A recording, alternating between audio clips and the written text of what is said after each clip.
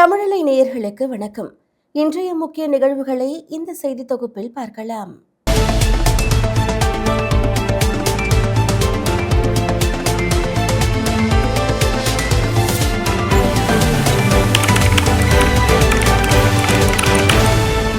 மேற்கு வங்க மாநிலத்திற்கான புதிய ஆளுநராக தமிழக ஆளுநர் RN ரவி நியமிக்கப்பட்டுள்ளார். கேரள ஆளுநர் RV ஆர்லேகருக்கு தமிழக ஆளுநர் பதவி கூடுதல் பொறுப்பாக வழங்கப்பட்டுள்ளது. மேற்கு வங்க ஆளுநர் CV ஆனந்தபோஸ் திடீரென தனது பதவியை ராஜினாமா செய்தார். இதையடுத்து அவரது ராஜினாமாவை குடியரசுத் தலைவர் திரௌபதி முர்மு ஏற்றுக்கொண்டார். அதோடு புதிய ஆளுநர்கள் மற்றும் துணைநிலை ஆளுநர்களை நியமித்து உத்தரவிட்டார். அதன்படி தமிழக ஆளுநர் RN ரவி மேற்கு வங்க மாநில ஆளுநராக நியமிக்கப்பட்டு கேரள ஆளுநர் RV ஆர்லேகருக்கு தமிழக ஆளுநர் பதவி கூடுதல் பொறுப்பாக வழங்கப்பட்டுள்ளது. இவர்கள் அனைவரும் பதவியேற்ற நாளிலிருந்து அவர்களின் பதவிக்காலம் அமலுக்கு வரும் என்று தெரிவிக்கப்பட்டுள்ளது. ஆளுநர் RN ரவி தமிழக ஆளுநராக கடந்த 2021ஆம் ஆண்டு செப்டம்பர் 18இல் பதவியேற்ற நிலையில் தொடர்ந்து 4 ஆண்டுகள் ஆளுநராக பணியாற்றினார். ஆளுநர் ரவிக்கும் முதல்வர் ஸ்டாலின் தலைமையிலான திமுக அரசுக்கும் இடையே தொடர்ந்து மோதல் போக்கு நீடித்து வந்தது குறிப்பிடத்தக்கது. தமிழகத்தில் முதற்கட்ட மக்கள் தொகை கணக்கெடுப்பு பணி ஜூலை 17ஆம் தேதி தொடங்குகிறது. மக்கள் தொகை கணக்கெடுப்பு ஜூலை 17ஆம் தேதி தொடங்கி ஆகஸ்ட் 30 வரை 45 நாட்கள் முதற்கட்ட மக்கள் தொகை கணக்கெடுப்பு பணி நடைபெறும் என்று தெரிவிக்கப்பட்டுள்ளது. முதற்கட்ட பணியான வீட்டு பட்டியல் மற்றும் வீட்டு வசதி கணக்கெடுப்பு 2026ஆம் ஆண்டு ஜூலை 17ஆம் தேதி தொடங்குகிறது. இது 10 ஆண்டுகளுக்கு ஒருமுறை நடக்கும் கணக்கெடுப்பில் 33 கேள்விகள் கேட்கப்பட்டு விவரங்கள் டிஜிட்டல் முறையில் சேகரிக்கப்படும். இந்தியாவில் 1872ஆம் ஆண்டு முதல் முறையாக மக்கள் தொகை கணக்கெடுப்பு நடத்தப்பட்டது. அதன் பிறகு ஒவ்வொரு 10 ஆண்டுகளுக்கும் மக்கள் தொகை கணக்கெடுப்பு நடத்தப்பட்டு வருகிறது. மக்கள் தொகை கணக்கெடுப்பு எப்போதும் 2 கட்டங்களாக நடைபெறும். முதல் கட்டத்தில் வீடுகளை கணக்கிடும் பணியும், இரண்டாவது கட்டத்தில் தனிநபர்களின் விவரங்களும் சேகரிக்கப்படும். இந்திய எண்ணெய் நிறுவனங்கள் ரஷ்யாவிடம் இருந்து கச்சா எண்ணெய் கொள்முதல் செய்ய அமெரிக்கா அனுமதி அளித்துள்ளது. ஈரான், அமெரிக்கா, இஸ்ரேல் இடையிலான போர் 7வது நாளாக நடைபெற்று வருகிறது. ஹார்முஸ் நீரிணையை ஈரான் மூடிவிட்டதால் இந்தியா, சீனா உள்ளிட்ட நாடுகளுக்கு கச்சா எண்ணெய் கொண்டு செல்லப்படுவது பாதிக்கப்பட்டு இருக்கிறது. இந்த சூழலில் இந்தியாவுக்கு கச்சா எண்ணெய் விற்க ரஷ்யா மீண்டும் முன் வந்துள்ளது. ரஷ்யாவிடம் இருந்து இந்தியா கச்சா எண்ணெய் வாங்கக்கூடாது என்று கட்டுப்பாடு விதித்திருந்த அமெரிக்கா சூழலை கருத்தில் கொண்டு நிபந்தனையை தளர்த்தியுள்ளது. ரஷ்யாவிடம் இருந்து இந்தியா 30 நாட்களுக்கு கச்சா எண்ணெயை வாங்கிக் கொள்ளலாம் என்று அமெரிக்கா தெரிவித்துள்ளது.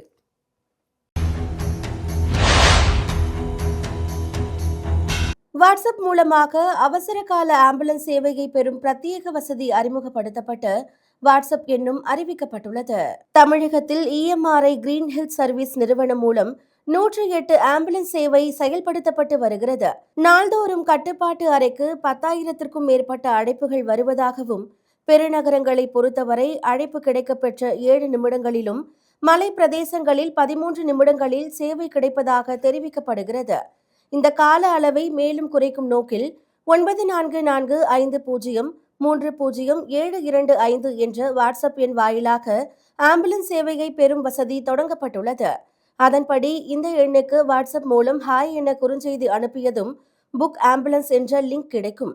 அதன் வாயிலாக ஆம்புலன்ஸ் சேவையை பெறுவதுடன் தங்களது நிகழ்நேர இருப்பிடத்தையும் துல்லியமாக ஆம்புலன்ஸ் கட்டுப்பாட்டு அறைக்கு தெரிவிக்க முடியும். இதன் மூலம் ஆம்புலன்ஸ் சேவைகளை முன்பை காட்டிலும் விரைவாக பெறலாம் என்று தெரிவிக்கப்பட்டுள்ளது. பீகாரை போன்று ஆந்திராவில் அரசியல் மாற்றம் நிகழ இருக்கிறது. மகனை முதல்வராக்க சந்திரபாபு நாயுடு திட்டமிட்டுள்ளார். ராஜ்யசபா எம்பியாக ஆசைப்பட்ட பீகார் முதல்வர் நிதிஷ்குமார் தனது பதவியை ராஜினாமா செய்து ராஜ்யசபா தேர்தலில் போட்டியிட மனு தாக்கல் செய்துள்ளது அவரது மகன் துணை முதல்வர் ஆவார் என தெரிகிறது. இதே போன்றே அரசியல் மாற்றத்திற்கு ஆந்திர முதல்வர் சந்திரபாபு நாயுடும் திட்டமிட்டு இருக்கிறார். முதல்வர் பதவியை சந்திரபாபு நாயுடு ராஜினாமா செய்துவிட்டு மகனை அரியணை ஏற்றிவிட்டு டெல்லி லாபிக்கு செல்ல விரும்புவதாக கூறப்படுகிறது. 2024ஆம் ஆண்டு நடந்த மக்களவைத் தேர்தலில் பாஜக அரசுக்கு பெரும்பான்மை கிடைக்காததால் பீகார் முதல்வர் நிதிஷ்குமாரின் ஐக்கிய ஜனதா தள கட்சியும் ஆந்திர முதல்வர் சந்திரபாபு நாயுடுவின் தெலுங்கு தேச கட்சியும் ஆதரவளித்து வருகின்றன. நாமக்கல்லில் 20 கோடி முட்டைகள் தேக்கமடைந்து இருப்பதால் ஏற்றுமதியாளர்களுக்கு பெரும் பாதிப்பு ஏற்பட்டுள்ளது. ஈரான், இஸ்ரேல், அமெரிக்கா தொடர் போரால் நாமக்கல்லில் உள்ள 1100 கோழி பண்ணைகளில் சுமார் 20 கோடிக்கும் அதிகமான முட்டைகள் தேக்கம் ஏற்பட்டுள்ளது. நாமக்கல்லில் இருந்து நாள்தோறும் சுமார் 70 லட்சம் முட்டைகள் வெளிநாடுகளுக்கு ஏற்றுமதி செய்யப்படும் நிலையில் போர் பதற்றும் சூழலால் ஏற்றுமதியில் பெரும் பாதிப்பானது ஏற்பட்டுள்ளது. குறிப்பாக இந்தியாவில் இருந்து வளைகுடா நாடுகளுக்கு முட்டை ஏற்றுமதியானது முற்றிலும் நிறுத்தப்பட்டுள்ளது.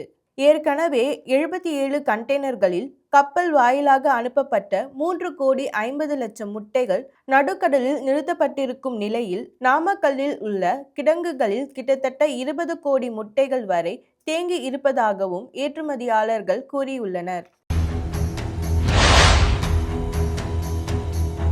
ஹார்முஸ் ஜலசந்தியை ஈரான் மூடிவிட்டதால் 700க்கும் அதிகமான எண்ணெய் கப்பல்களில் 23,000 இந்திய மாலுமிகள் சிக்கித் தவிக்கின்றனர்.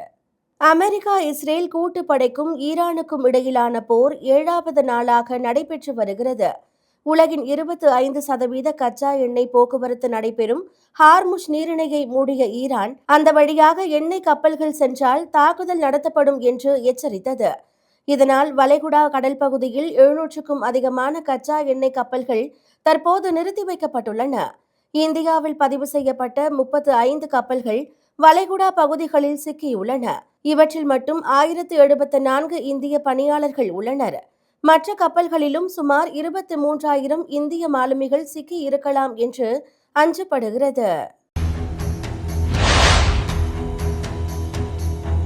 ஈரான், இஸ்ரேல் போர் காரணமாக உலகம் முழுவதும் மொத்தம் 23,000 விமான சேவை ரத்து செய்யப்பட்டுள்ளது. ஈரான், அமெரிக்கா மற்றும் இஸ்ரேல் இடையிலான போர் பதற்றம் மற்றும் வான்வெளி கட்டுப்பாடுகள், வளைகுடா நாடுகளில் தொடரும் பதற்றமான சூழல் காரணமாக மத்திய கிழக்கு நாடுகளுக்கான சுமார் 23,000 விமானங்கள் உலகம் முழுவதும் ரத்து செய்யப்பட்டுள்ளன. இதனால் சர்வதேச விமான போக்குவரத்து கடுமையாக பாதிக்கப்பட்டுள்ளது. இதுவரை இந்தியாவிலிருந்து வெளிநாடுகளுக்கு சென்று மற்றும் வர இருந்த 410 விமானங்கள் ரத்து செய்யப்பட்டிருப்பதாகவும், அதன்படி இந்தியா, இண்டிகோ உள்ளிட்ட விமான நிறுவனங்களை சேர்ந்த சுமார் 444 விமானங்கள் ரத்து செய்யப்பட்டிருப்பதாக மத்திய விமான போக்குவரத்து துறை தெரிவித்துள்ளது. அதேபோல ஏர் பிரான்ஸ், எத்திஹாட், எமிரேட்ஸ் உள்ளிட்ட முன்னணி நிறுவனங்கள் தங்களது விமான சேவைகளை தற்காலிகமாக நிறுத்தியுள்ளன. ஐசிசி T20 உலகக்கோப்பை தொடரில் மும்பை வான்கடே மைதானத்தில் நடைபெற்ற 2வது அரையிறுதி போட்டியில் இந்தியா மற்றும் இங்கிலாந்து அணிகள் விளையாடின. அதில் முதலில் பேட்டிங் செய்து இந்திய அணி நிர்ணயித்த 254 என்னும் இமாலய இலக்கை இங்கிலாந்து அணியால் எட்ட முடியவில்லை. 20 ஓவர்களில் 246 ரன்கள் மட்டுமே குவித்தது. இதனால் இந்திய அணி 7 ரன்கள் வித்தியாசத்தில் வெற்றி பெற்றது. இதனை அடுத்து வரும் 8ஆம் தேதி நடைபெறும் T20 உலகக்கோப்பை இறுதி ஆட்டத்தில் இந்தியா நியூசிலாந்துடன் பலப்பரீட்சை நடத்துகிறது.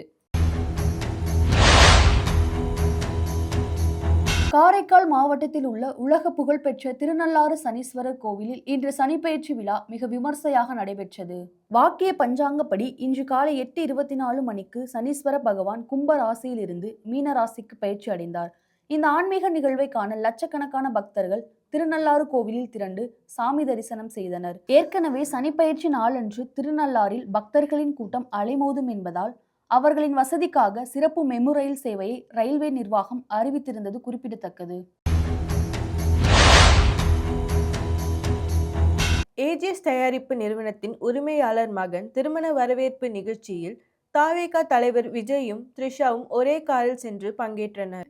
தாவேகா தலைவர் விஜயின் தனிப்பட்ட வாழ்க்கை குறித்து சர்ச்சைகள் எழுந்த நிலையில் தற்போது விஜயும் த்ரிஷாவும் இணைந்து ஒரே காரில் நிகழ்ச்சிக்கு சென்றுள்ளதாக பலர் கருத்துக்களை பதிவிட்டு வருகின்றனர். தாவேகா தலைவர் விஜய் சட்டமன்ற தேர்தலை ஒட்டி முக்கிய மாவட்டங்களில் மாநாடுகளை நடத்தி பிரச்சாரத்தில் ஈடுபட்டு வருகிறார். இதற்கிடையில் சங்கீதா விவாகரத்து கேட்டு மனு தாக்கல் செய்திருந்தார். இந்த நிலையில் ஏஜிஎஸ் தயாரிப்பு நிறுவனத்தின் தயாரிப்பாளர்களில் ஒருவரான கல்பாத்தி சுரேஷ் மகன் திருமண வரவேற்பு நிகழ்ச்சியில் இருவரும் ஒரே காரில் வந்து ஒரே நிற உடையில் பங்கேற்றனர். இது தொடர்பான வீடியோ சமூக வலைதளங்களில் பேசு பொருளாகியுள்ளது. மேலும் செய்திகளுக்கு தொடர்ந்து இணைந்திருங்கள் தமிழலை செய்திகளோடு. நன்றி, வணக்கம்.